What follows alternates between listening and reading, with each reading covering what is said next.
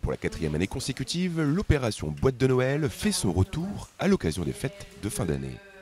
Gwenaëlle Renotte et Stéphanie Moss ont lancé une nouvelle collecte à Saint-Quentin qui durera jusqu'au 10 décembre 2023. C'est une action qui se fait dans d'autres départements, dans d'autres régions, dans d'autres villes. Et Gwenaëlle, l'autre bénévole qui est avec moi, en fait, elle a vu passer l'annonce une fois et elle s'est dit ce serait chouette qu'il y ait quelque chose comme ça sur Saint-Quentin. Donc je lui ai dit si tu lances l'action, je te suis, et c'est comme ça qu'on a commencé. Le concept de cette opération est simple, prendre une boîte et y glisser de petites attentions. Il y a 5 choses à mettre dans la boîte à chaussures, donc quelque chose de chaud, donc une écharpe, une paire de gants, un bonnet, un produit d'hygiène, une brosse à dents, un dentifrice, un gel douche, un déodorant, quelque chose de bon, un paquet de gâteaux, un peu des chocolats, des bonbons. Qu'est-ce qui manque ?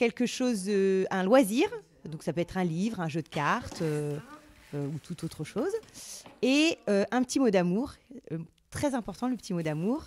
Donc une carte pour souhaiter un joyeux Noël et faire un petit mot à la personne qui recevra le cadeau. Vous avez plusieurs points de collecte. Donc il y a l'espace citoyen, il y a aussi l'office du tourisme où vous pouvez déposer vos boîtes, le presbytère de la paroisse Saint-Quentin en Vermandois, donc près de l'église Saint-Martin.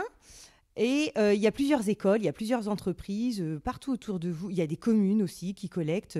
Enfin, autour de vous, vous allez obligatoirement voir une annonce quelque part où il y a un point de collecte. D'ailleurs, il y a des gens qui me disent je suis désolée, j'ai déjà donné à quelqu'un d'autre dans tel point de collecte. Je lui dis oui, mais c'est nous aussi. Donc partout où vous voyez des boîtes de Noël, c'est nous. Moi, j'en ai pas mal. Elles sont distribuées à plusieurs associations. Donc au départ, notre premier but, c'était de donner aux gens sur les maraudes, donc c'est-à-dire les gens qui sont vraiment dehors.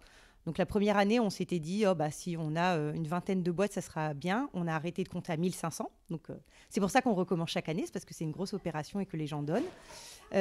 Donc en priorité, c'est vraiment les plus démunis. Donc d'abord les gens qui sont dehors, et ensuite au fur et à mesure, on travaille dans le social toutes les deux, donc on connaît un peu les associations caritatives. Donc on appelle au fur et à mesure les associations. On demande systématiquement aux associations, c'est important ça, qui nous disent les personnes qui suivent.